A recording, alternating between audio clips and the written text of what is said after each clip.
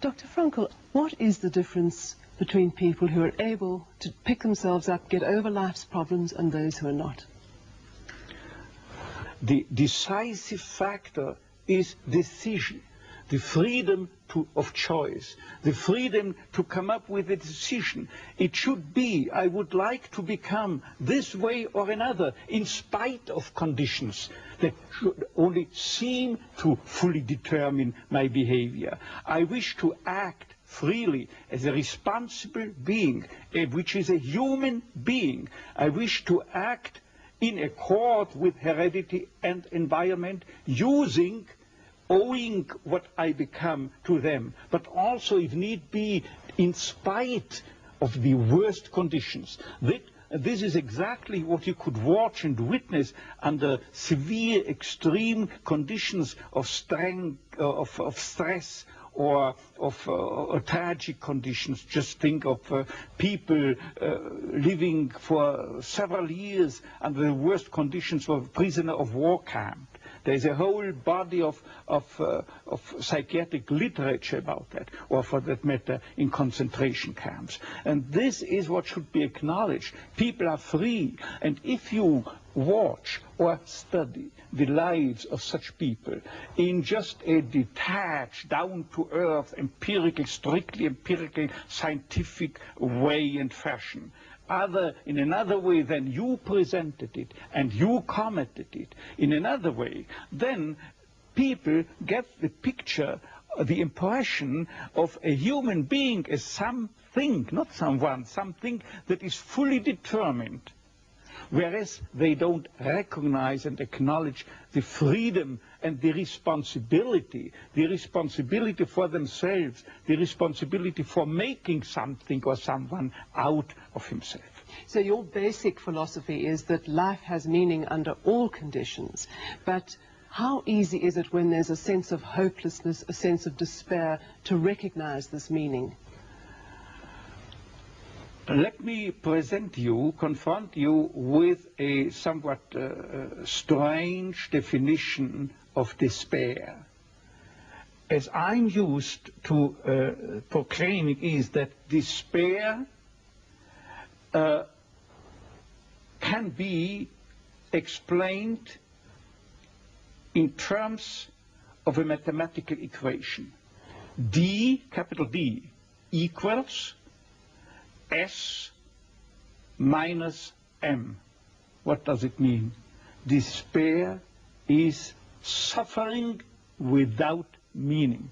As long as an individual cannot see any meaning in his or her despair, he or she will certainly be prone to, in its suffering, I wanted to say, no meaning in the suffering.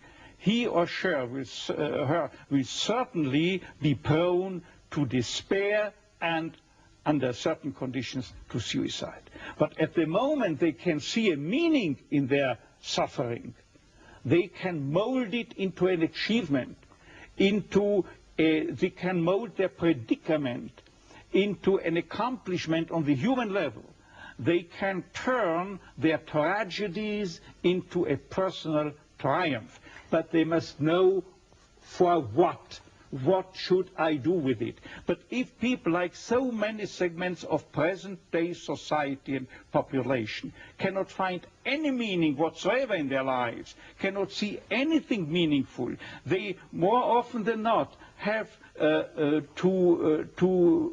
something to live by, or say at least enough to live by. They cannot see anything to live for. What is the answer to the question, why me? Why did this happen to me? The answer to such a question is nothing that a psychiatrist or any other type of a scientist can come up. But I would not share the opinion of, say, Jean-Paul Sartre, who said we have to accept and to shoulder courageously, heroically, the absolute meaninglessness of our lives. But what I think is rather that what we have to accept is the incapacity of our humanness, the incapacity to recognize the ultimate meaning in intellectual or merely rational terms. This is the only thing we have to accept. But still, we may believe in an ultimate meaning, but to lead someone, say a patient, to eat the way for him to such a belief, to faith, is of course not the business or job to be carried out by a psychiatrist, but rather by a theologian. Tell me, to what extent do you feel we have choices in the things that befall us? Our freedom is a finite freedom, a limited freedom. That is to say, a human being is never fully free from conditions, be they of biological or psychological or sociological kind. But the ultimate freedom is always and remains always reserved to ourselves. That is the freedom to take a stand to whatever conditions might confront us. How we react to the unchangeable conditions is up to ourselves. In other words, if we cannot change a situation, we have always the last freedom to change our attitude to that situation. Dr. Frankl, give me an example of meaning that can be taken out of a situation of despair. I once received a letter from a young Texan student who told me his own story. At the age of 17 years, he had an accident when indulging to his diving sport. And from that time on, he was paralyzed from the neck down. And he wrote to me, "I broke my neck, but it did not break me. I am at present helpless, and this handicap will remain with myself apparently forever. But I have not given up my studies. I want, because of my own helplessness, to help other people. I want to become a psychologist, to help others. And I'm sure," he wrote to me, "that my suffering will add an essential contribution to my ability to understand others and to help other people."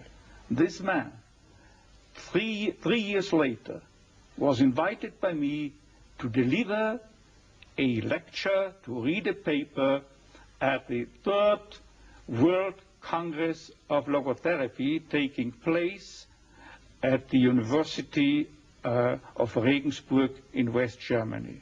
He was brought in and with his wheelchair by a plane from Texas to West Germany and delivered a lecture under the title, "The Defiant Power of the Human Spirit." The last sentence read, "I know that this is true because that man was me."